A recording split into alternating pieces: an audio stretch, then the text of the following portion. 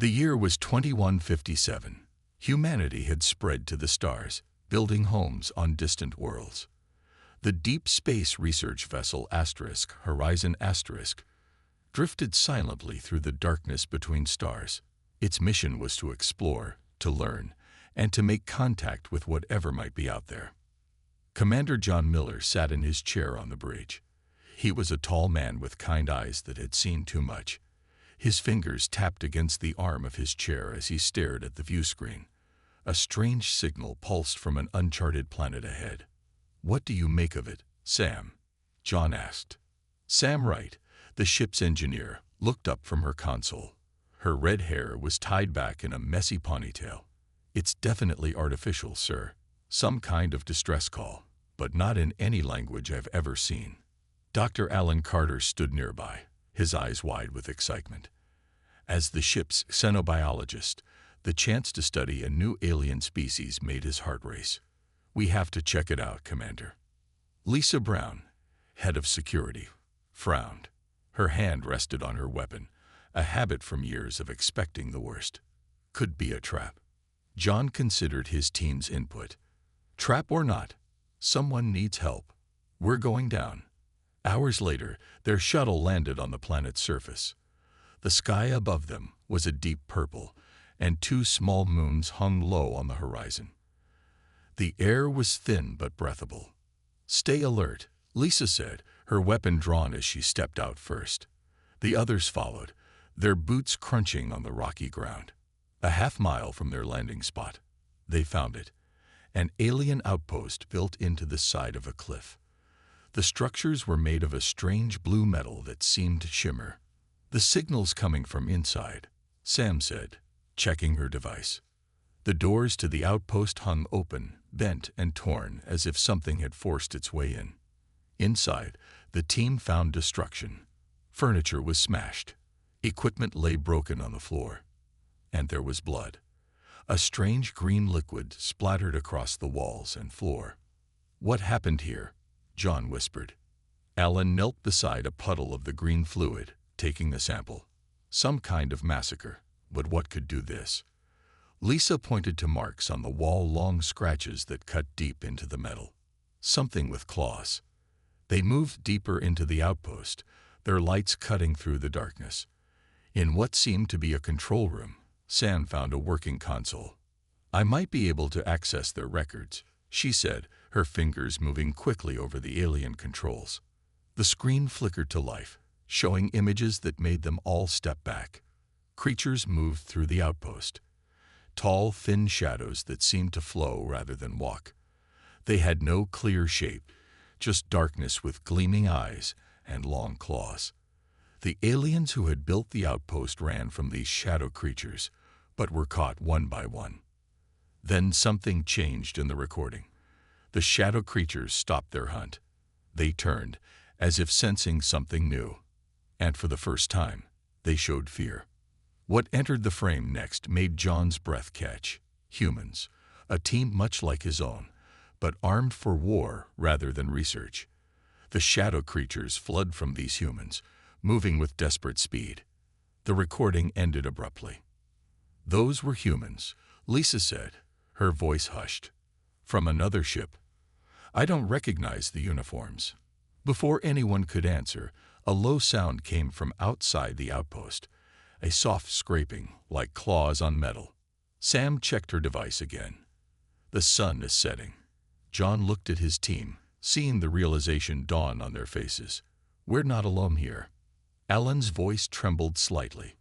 "Those things in the recording, they're still here." As darkness fell over the planet, the scraping sounds grew louder, surrounding the outpost.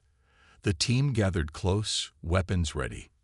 "Whatever these things are," John said quietly, "they were hunting the aliens who built this place." He checked his own weapon. "Now they're hunting us." Lisa moved quickly, checking the doors and windows of the alien outpost. "We need to secure this place now." The team worked together, pushing alien furniture against the entrances. Sam studied the outpost's systems, trying to understand the strange technology. "I think I can get some of the defenses working," she said, connecting wires under a console. Lights flickered on around them, casting long shadows. Outside, something moved in the darkness. Many somethings. The scratching sounds grew louder. Dr. Alan Carter had found more data files. He sat at a console, his face lit by the blue glow of the alien screen. "I'm starting to translate their language," he said. "These creatures, the aliens called them shades." "Fitting name," John said, looking out a small window at the darkness beyond. Alan continued reading. "The shades are predators. They've attacked many worlds, many different alien races. They hunt, they feed, they move on." He looked up, his face pale. "They feed on fear as much as flesh." A loud bang shook the main door. Everyone jumped. "They're testing our defenses," Lisa said, raising her weapon. Sam called from across the room. "I got something working." A low hum filled the outpost as energy shields activated over some of the windows and doors. "Not all of them," she added.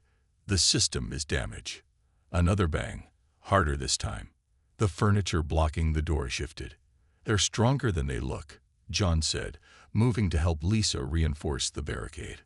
A different sound came then, a high-pitched screech that made them cover their ears.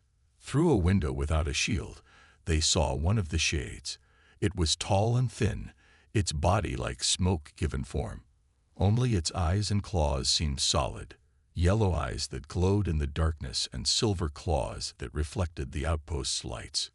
It pressed against the window, studying them. More shades appeared behind it. "They're curious," Ellen whispered. "The data says they've never encountered humans before, except that one time we saw in the recording," John finished. The window cracked. Then another. The shades were finding the weak points. With a crash, one of the windows broke. A shade flowed into the room like dark water. Lisa didn't hesitate. She fired her weapon, but the shots passed through the creature, as if it were made of mist. The shade lunged at her. Lisa dropped her gun and grabbed a piece of broken alien metal. As the creature reached for her, she swung the makeshift weapon. It connected with a solid thunk. The shade screeched in pain. Where Lisa had struck, its misty form became solid for just a moment. "They can be hurt," she shouted, swinging again. More shades poured through the broken window. John and Sam joined the fight, grabbing whatever they could use as weapons. Alan stayed at the console, frantically searching the alien data. "Their physical form changes based on their emotional state," he called out.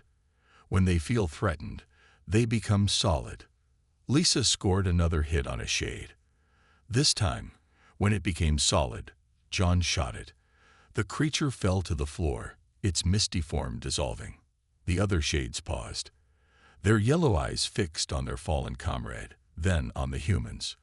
A different sound came from them now. Not a screech of attack, but a lower tone. "They're communicating," Alan said. He looked at his screen again. "The data says they hunt by sensing fear. They're predators who have never been prey." He looked up at the shades. Until now. The creatures backed away from the humans. Their forms seemed less certain, wavering in the air. "They're afraid," Sam said in disbelief. "They're afraid of us." The shades retreated through the window and disappeared into the night. The team stood in silence, breathing hard from the fight. "They'll be back," John said, already working to cover the broken window. "And next time, they'll be ready for us." Lisa looked at the dissolving form of the dead shade. "So will we." Morning came slowly to the alien planet. The team had taken turns keeping watch, but the shades did not return during the night. Sunlight filtered through the damaged outpost, revealing the destruction from last night's attack. Sam worked on repairing the communication systems while Alan continued studying the alien data. Lisa and John checked their makeshift weapons and barricades. "I think I've got it," Sam said, adjusting a final connection. A static-filled hologram appeared above her workstation. "We can send a message to Earth Command now." John stepped forward to record the message when a noise came from a closed door they hadn't yet explored. Everyone froze. Lisa raised her weapon, approaching the door slowly. She nodded to John, who positioned himself beside the door. With a quick movement, Lisa yanked it open while John aimed inside. "Don't shoot," a voice cried out. The voice wasn't human. Huddled in the small storage room was an alien. It had blue skin and 4 arms, each ending in delicate 6-fingered hands. Its large eyes blinked rapidly with fear. "I mean no harm," the alien said in broken English. "I hide from the shades." Alan stepped forward cautiously. "You speak our language." The alien nodded slowly. "I am Vexillar. I study languages of space travelers. My people are the Elrathi. We built this outpost." "You're the only survivor?" John asked gently. Vexillar's eyes lowered. "Yes, the shades came 3 days ago. They killed everyone else." The team helped Vexillar into the main room. The alien moved with pain, injured from days of hiding. "The shades hunt by sensing fear," Vexillar explained as Alan treated his wounds. "They feed on it before they feed on flesh. My people could not fight them. We only felt fear." "But humans are different," Lisa said. Vexillar nodded. "Humans produce fear differently. And you," he looked at them with wonder, "you turned fear into fighting." John returned to the communication system. "We need to warn Earth about these creatures." The message sent, but the response was not what they hoped for. "Rescue is 7 days away," John told the others after receiving Earth's reply. "We're too far from the nearest human outpost." "We cannot wait that long," Vexillar said, trembling. "The shades will return. More of them. My fear calls to them." Sam looked at the alien with concern. "Can't you control it?" "No more than you can control your breathing," Vexillar replied. Alan sat up straight suddenly. "That's it. Their hunting sense is based on detecting fear pheromones. But human fear produces different chemicals than Elrathi fear. Which is why they were confused by us," John said, understanding. "And why they feared the humans in that recording," Lisa added. "Those humans must have fought back too." Vexillar moved to one of the consoles and brought up the recording they had seen before. "This ship came 1 year ago. It was a human military vessel. They killed many shades before leaving." "Do you know the name of the ship?" John asked. "The humans called it *Defiance*, Vexillar said. The team exchanged looks. The *Defiance* was famous, the first human warship sent to explore deep space. Alan returned to his workstation excitedly. "I think I can use this information. If I can identify the exact chemicals the shades detect, maybe I can create something to confuse their senses." A low howl came from outside. Everyone turned to look through the windows. In the distance, dark shapes moved across the landscape, more than they had seen before. "They're coming back," Lisa said. "A lot more of them this time." Vexillar began trembling harder. "They sense me. My fear calls them." John looked at his team, then at the frightened alien. "We can't just keep hiding and waiting for rescue." "What are you suggesting?" Sam asked. "We take the fight to them," John said firmly. "Find where they nest and hit them before they hit us." Lisa nodded in agreement, but Vexillar looked horrified. "No one has ever attacked the shades in their home," the alien whispered. "No one has ever dared." The team worked quickly, knowing the shades would return soon. Alan studied samples of the dead shade, while Vexillar shared what he knew about the creatures.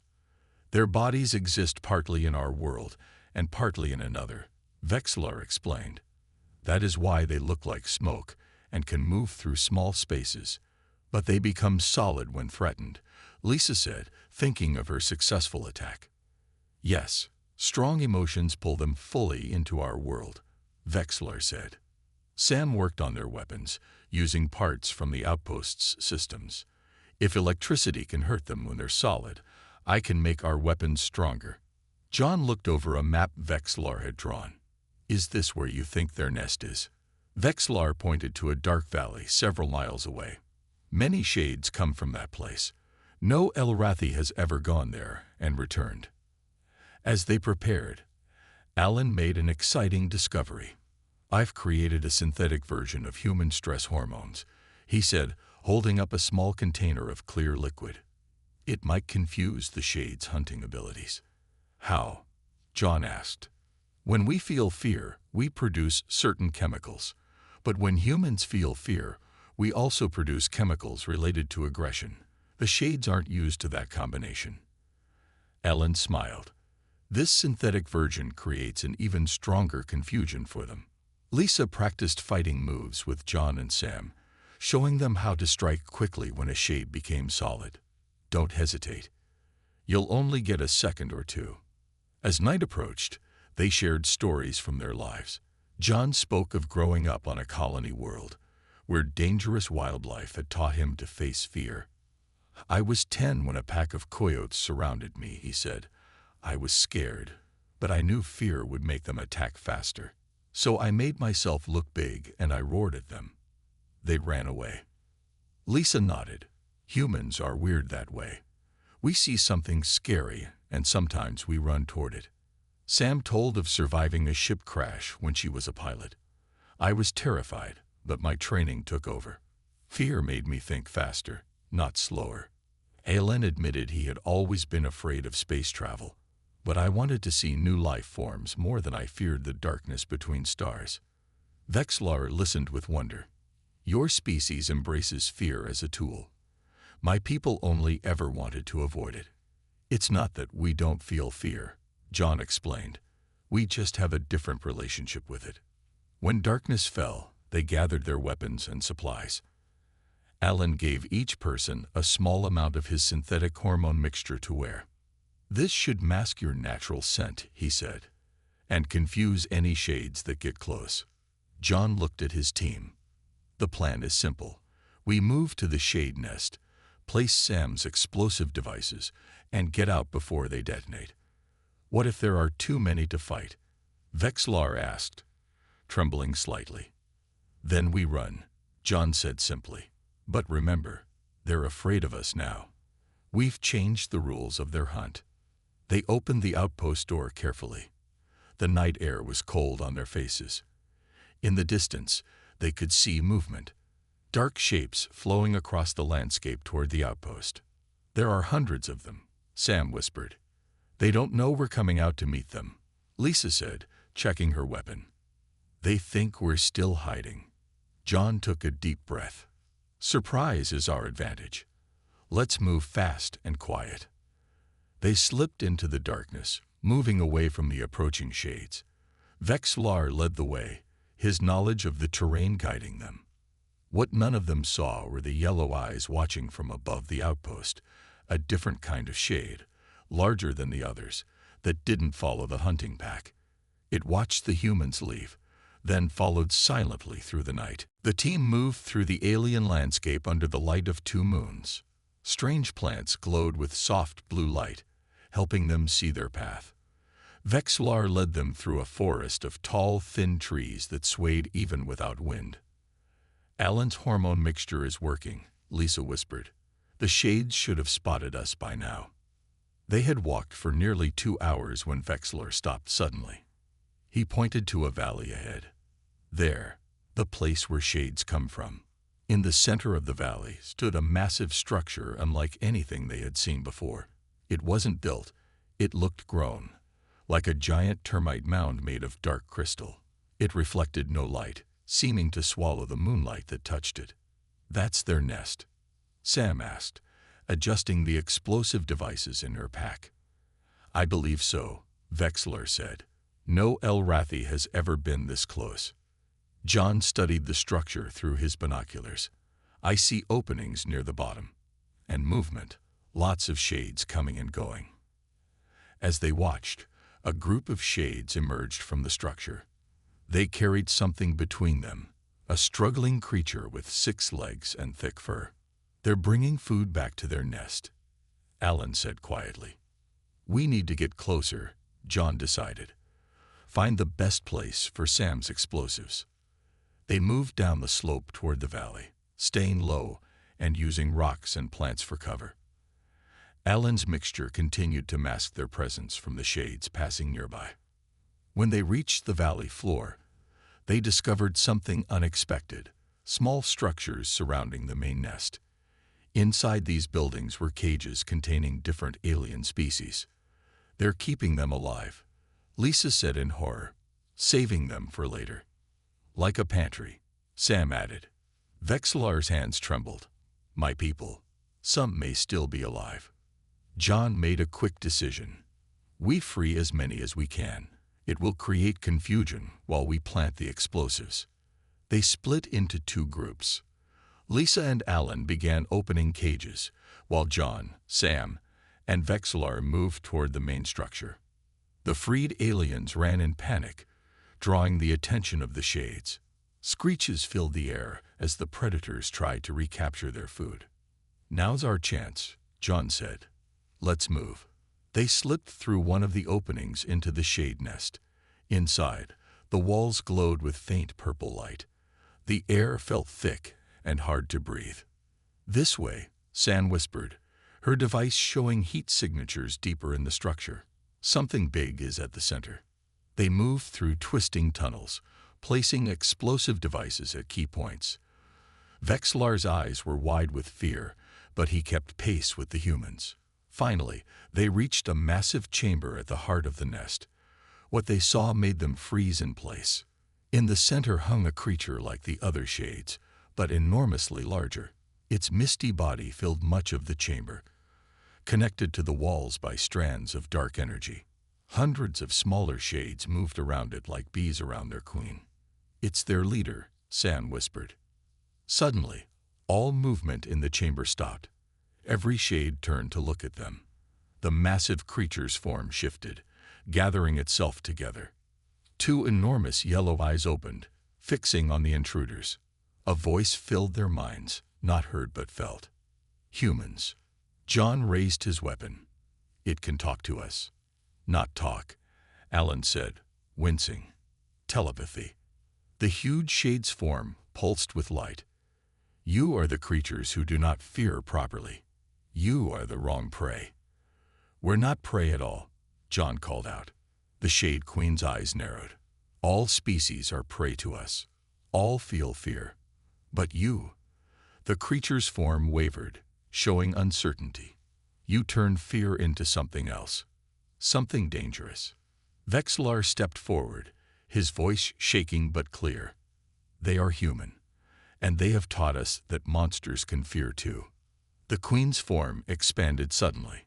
"We do not fear. We are fear." Sam whispered to John, "Last explosive is set. We need to go. Now." The Queen sensed their intentions. "You will not leave this place."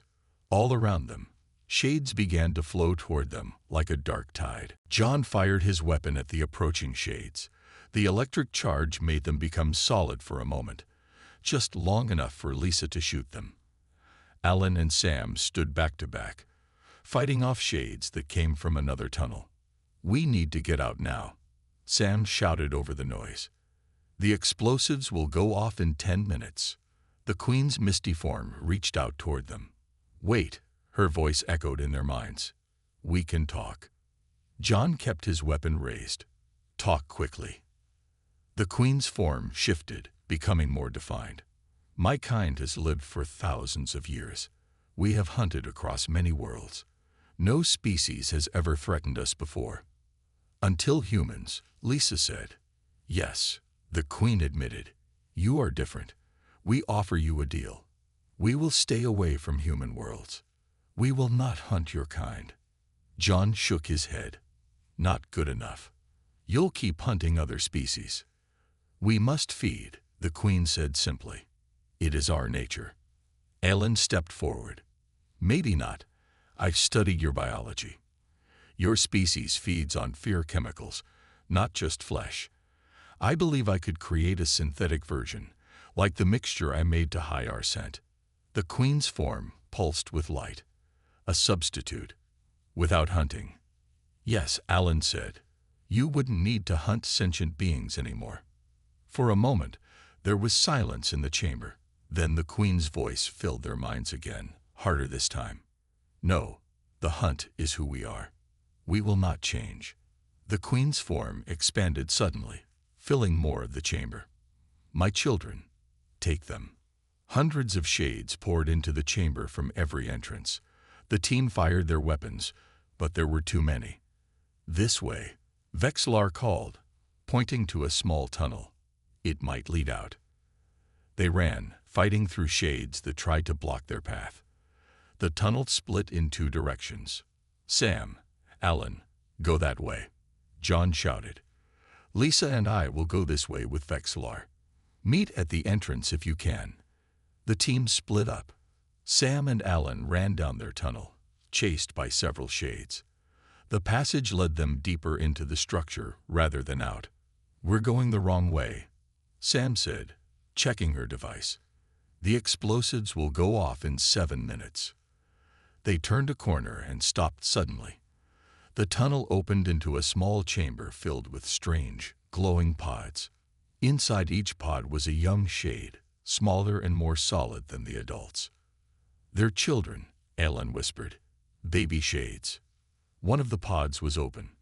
A small shade stood beside it, watching them. Unlike the others, this one's eyes were blue instead of yellow. Sam raised her weapon, but Alan put his hand on her arm. "Wait, look at it. It's not attacking."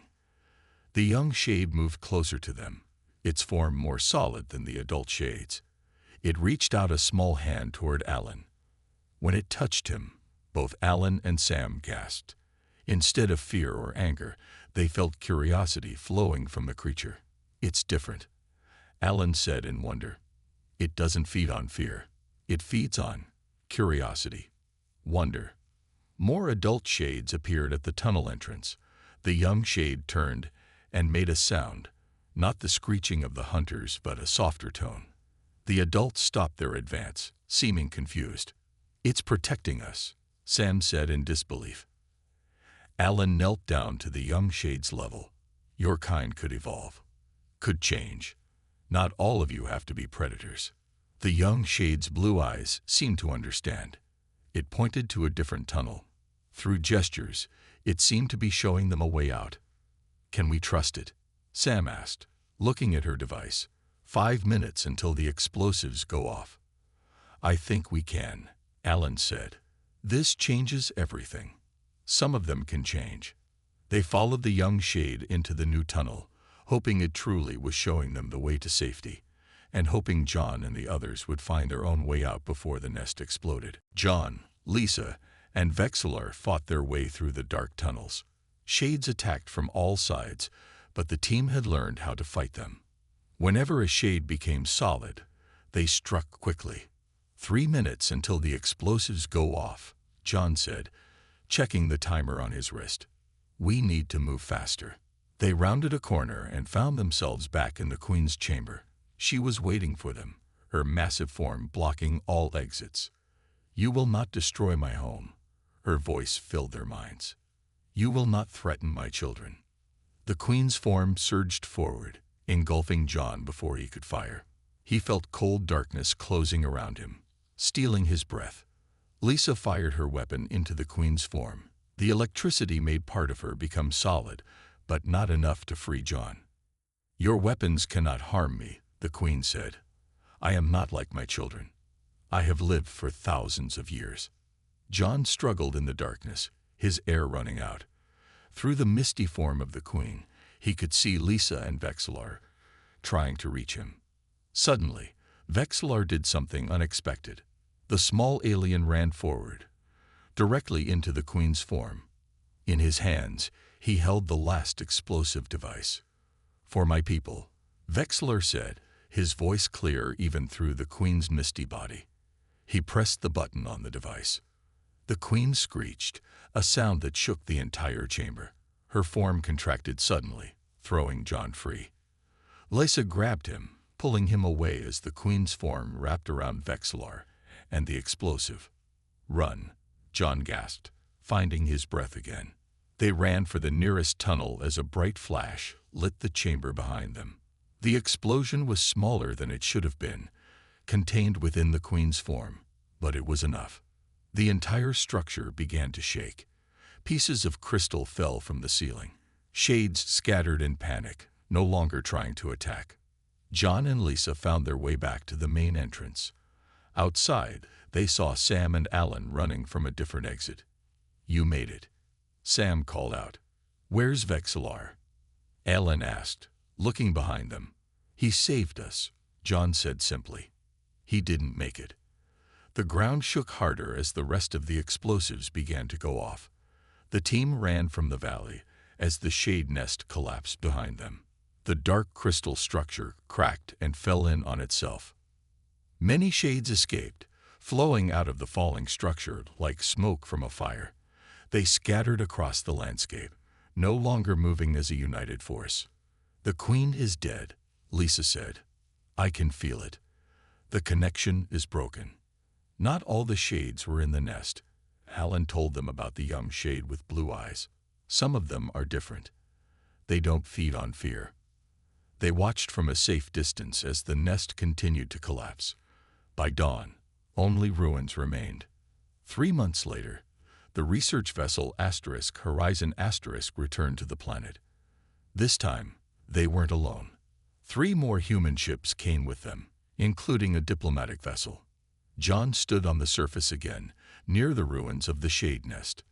Lisa, Sam, and Alan stood with him, along with several new human diplomats.